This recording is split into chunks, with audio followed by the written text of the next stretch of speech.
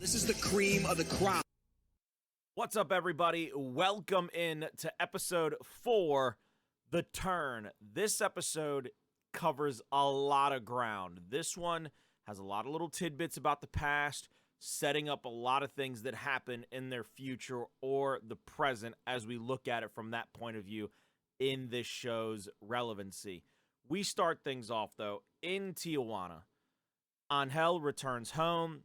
He has a conversation with his father, but then he drives to interview a woman, asks this woman about her husband, and she says he was a normal man. He loved his job, he worked hard, and one day during a test, a cage was left open and a rat bit him.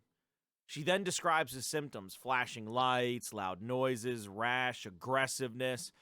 It's a reassuring conversation for Angel, but it's taking a heavy toll on both of them. He's understanding that everything he had read and heard to this point is indeed true, and it's good for this wife to get this story out, to be able to talk about what happened to her husband. But at the very end, she gives him a USB drive that contains information on the original Raccoon City incident, where there was an outbreak there and it was nuked. It was best decided by Umbrella and the United States government to just nuke that city. The title card happens and we move to the present, where we are on a convoy of motorcycles and a single big armored truck in Calais, France. Baxter, he's been shot and wounded at the very end of last episode. They pass some farmers on the side of the road, a man in an upside-down crucifixion, but then a skeleton in the same position as that upside-down crucifixion. Baxter tells her basically there's no need to worry after they have a short conversation. He is GPS chipped and Umbrella will be on their way. We skip on over to the past, though, and see that Wesker and his extracurricular team are failing yet another antiviral test. He loses his temper, he forces everyone out, and we then move on over to Jade and Billy in their house. Simon texts Jade about a party later that night. Billy inquires as to how much time she might have left before she completely changes, and Billy wants to tell her dad that she still doesn't feel good, but Jade protests. Billy genuinely doesn't feel right about this, and suddenly Billy turns 180 degrees, really, on her position and wants to go to this party. And Jade has hesitation after Billy's just so protestful and so telling her how she doesn't feel well. But she is finally convinced by her sister that going to this party can't hurt her but so much. We move back to the present time, and the convoy comes to the base of operations for the Brotherhood. They're shoved inside.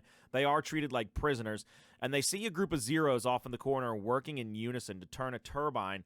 But all Baxter can really see is the danger of their proximity to these Zeros. They might be over there turning that turbine right now, but what's to say they don't come over and start eating everybody like a breakfast buffet?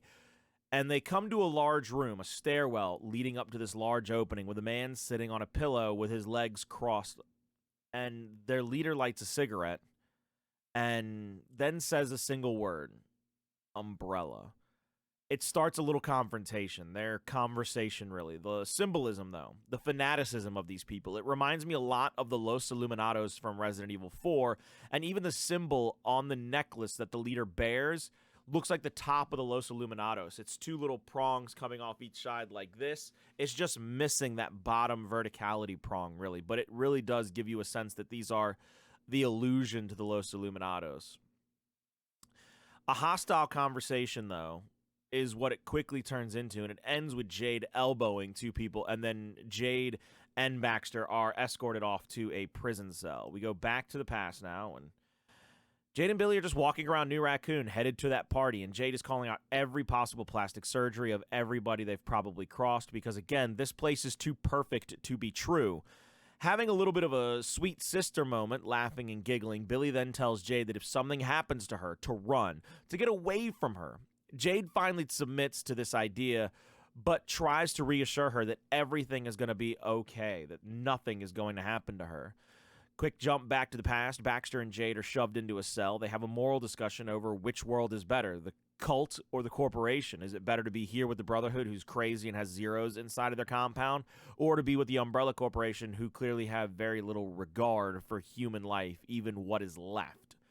Baxter tries to appeal to the humanity in Jade, that he has a set of kids of sorts, and it turns out they're his two dogs. Jade meets this with very cold disdain, which to me shows a level of ignorance in Jade that she doesn't believe pets, that dogs could be considered family, and that's just not true. People have an extraordinarily and incredible attachment to pets, especially family pets. They treat them like their own kids, and to be this cold to that idea, the first real human moment you've seen out of this corporate suit Baxter, just tells me that Jade's always going to be very bullheaded. She's always going to believe she is right, and that she looks at everything with a bit of a chip on her shoulder and very cynical.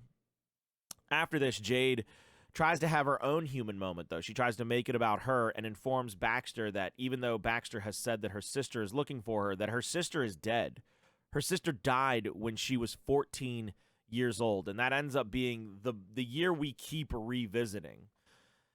Now let's jump back to the past, though, and the girls have arrived at the party. They see all these teenagers having a ton of fun, and they really just are kind of amazed that this is even happening.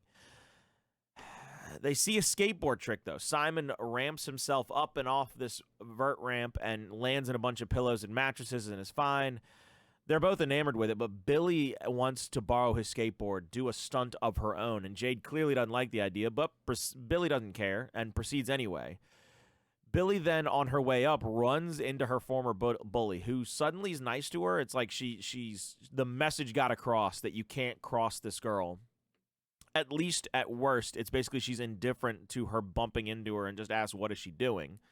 Simon and Jade go off into a different area of the party, and they're having a little chat. Billy's performing her stunt. She gets up to the top. Everybody's egging her on. Everybody's cheering for her. And then she actually completes the stunt. Well, when she does, as you can see in that picture, she's looking for somebody. She's looking for Jade to be watching out for her, especially if this is such a dangerous activity. Jade's too wrapped up in Simon. It's another fracture, another little crack, another rift showing Jade's selfish tendencies. She just told her sister 3 minutes ago in the show that she would always look out for her. She'd always be there, that they're going to be together, and they're going to cover each other. And as soon as Simon comes around, she's gone. This is where things start to get interesting. This is where the turn of the episode comes, because Evelyn is contacted. Because Angel actually arrives in New Raccoon City. He's undercover in a panel van looking for these two teenage girls. And, where's Chris Hansen when you need him? Because he's out here just looking for teenagers. He's on the prowl. Simon's mother, Evelyn, might be on a date doing some yoga with her wife, but is interrupted by her head of security, who shows her a picture of Angel in a security van. And Evelyn definitely knows who he is. She takes one look, and you can tell that it's about to be Detain City for him.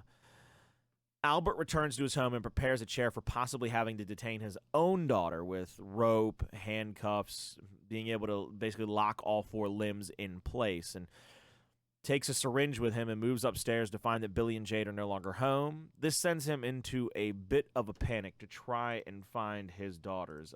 He immediately starts texting them, "Where are you?" to try to make sure he can find them, because he doesn't know. He doesn't really understand if something's going to happen to Billy or if she'll be fine like she has been up to this point. Back to the present, Jade asks Baxter if he's dying. Another really shitty comment about, you've been shot, but who gives a damn, basically. And Jade returns her attention to the Zeros working in coordination, fascinated that they work together, that something is causing this kind of teamwork.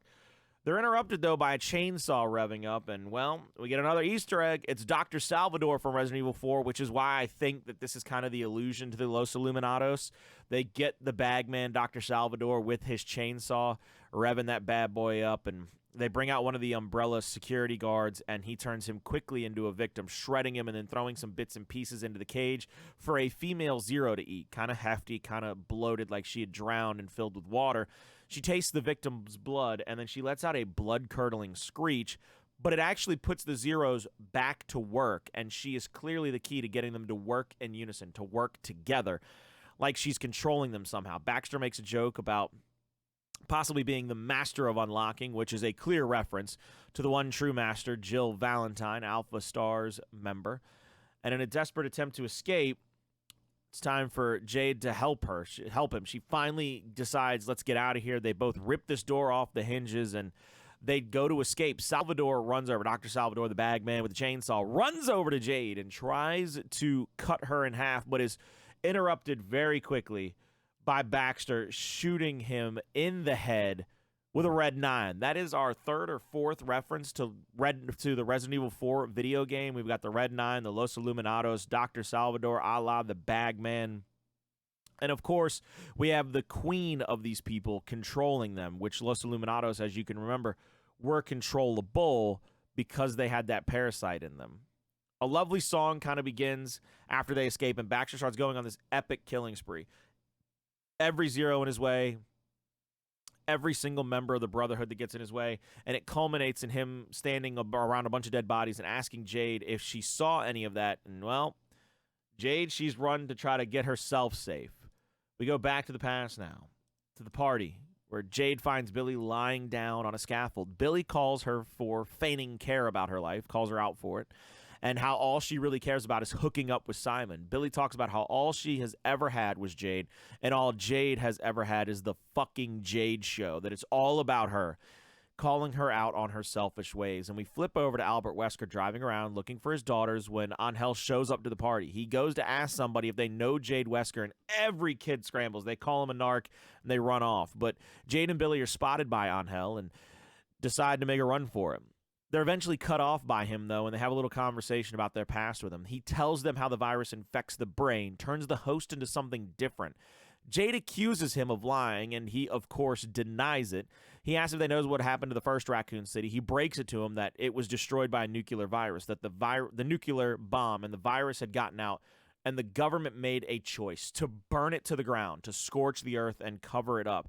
He also reveals that Albert Wesker supposedly died back then, that he was supposed to have died in 2009, and that he has done research on the girls, that there is no record of either of the girls existing anywhere in the world. He grabs Billy, demanding to know who was infected. The girls try to run off, but Angel, well, he sees that Billy's the one that was bit and is interrupted by Umbrella security and is detained as Evelyn gave the order to. We go back to the president. Jade is running with members of the Brotherhood, asking their leader who the female was, and he responds with their queen. Jade hears screams of the undead and the pounding of footsteps enclosing on her. Armed only with a chainsaw, Jade starts hacking and slashing after she catches the queen off guard, catches the queen in her own cell, and cuts her head clean off. She gets the queen's head and starts to run for her life, and she finds herself trapped in a small room, basically a door with some bolts and, well, a claymore and a bag of grenades. She sets all of it up at the door, and she makes one last satellite phone call to her daughter, trying to say, hey, look, I love you, try to say some of the things that she didn't have a chance to say before she left on this last observation trip.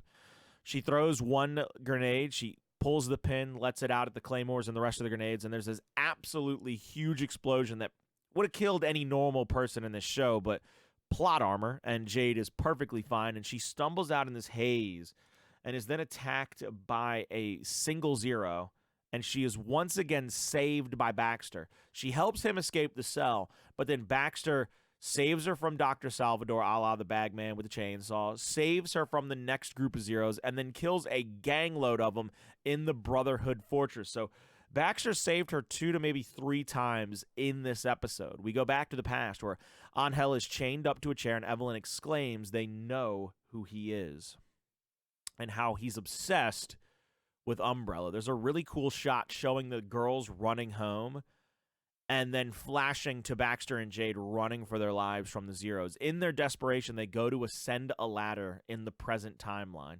And in the past, Billy is swearing she's feeling the effects of the virus taking over. But as the song reaches its climax, Jade won't let go of her research, her bag with the queen's head in it. And the man who has saved her a couple of times in this episode falls to his death and is eaten by Zeros.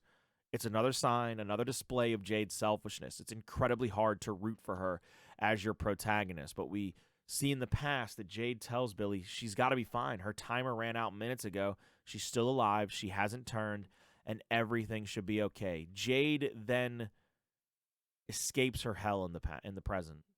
After we get this sweet moment in the past of her and her sister hugging because her sister's fine, we get this gruesome moment where she has left Baxter to die in that hellhole because she wouldn't let go of her research, and she herself escapes, but she's not fine. She's not safe. Because as she reaches the top of this tower, the top of this tunnel out, she's hit with a bright light, and she hears the whirring of helicopters, and she knows that Baxter was telling the truth. Umbrella was on their way the whole time, and they have finally arrived. And that is where the episode ends. Thank you so much for joining me for episode 4 of my review and summary of the Netflix Resident Evil series. This episode had a lot of good cuts back and forth.